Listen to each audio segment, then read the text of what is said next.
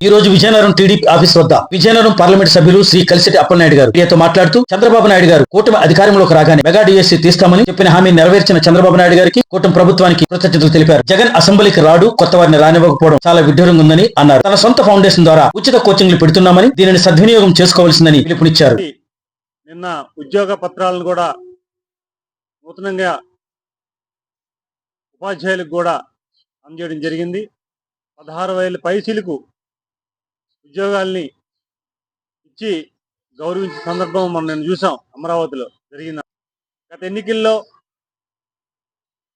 డిఎస్సీని తీస్తామని మాటిచ్చిన ముఖ్యమంత్రి గారు దాన్ని కట్టుబడి ఈరోజు డిఎస్సీ తీసి నిరుద్యోగ యువకులకి ఉపాధ్యాయులుగా అవకాశం కల్పించిన వారికి ఈ రాష్ట్ర ప్రజానీకం తరపున వారి తరపున ప్రత్యేకమైన ధన్యవాదాలు తెలియజేసుకుంటున్నాం. చూసాం గత పాలన మనం చూసాం. 5 సంవత్సరాల పాలనలో నిరుద్యోగ యువకులకి ఉపాధ్యాయ వర్గాలకి మాటిచ్చి మాట తప్పిన వ్యక్తి జగన్మోహన్ రెడ్డి.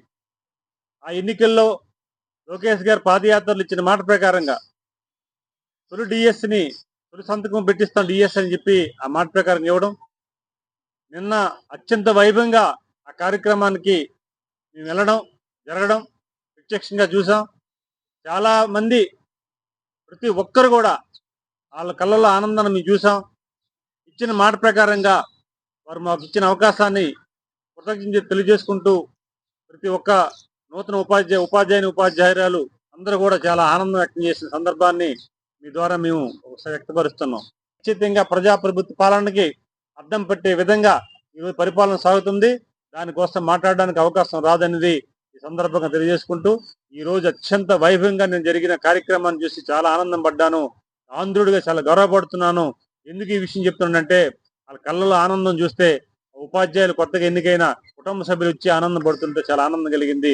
ప్రతి ఒక్కరు కూడా థ్యాంక్స్ చెప్తున్నారు, గౌరవిస్తున్నారు.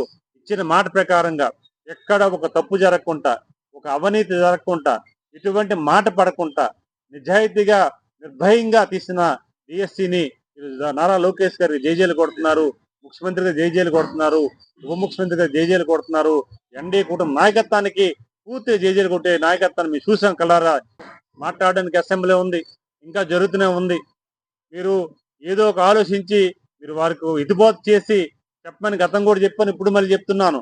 కానీ మీ వాళ్ళు ప్రజలు అవకాశం ఇచ్చినప్పుడు కూడా ఎమ్మెల్యేలు రాకుండా చేసిన ప్రయత్నాలకి ఏదో 4 గోళ్ల మధ్యన కూర్చొని తాడేపల్లి పాలసీలో కూర్చొని వారు ఏదో ఒక ఛానల్ పిలిపించుకొని వారే చెప్పిందే మాట్లాడితే మెసేజ్ వెళ్ళడం కాకుండా ప్రజల దగ్గరికి వచ్చి ప్రజా సమస్యలు పరిష్కరించడానికి ఒక వేదిక ఉంది అసెంబ్లీ. దానికి రమ్మని ఇంకా 2-3 రోజులు టైం ఉంది కనుక రమ్మని మీ ద్వారా మేము తెలియజేసుకుంటున్నాం.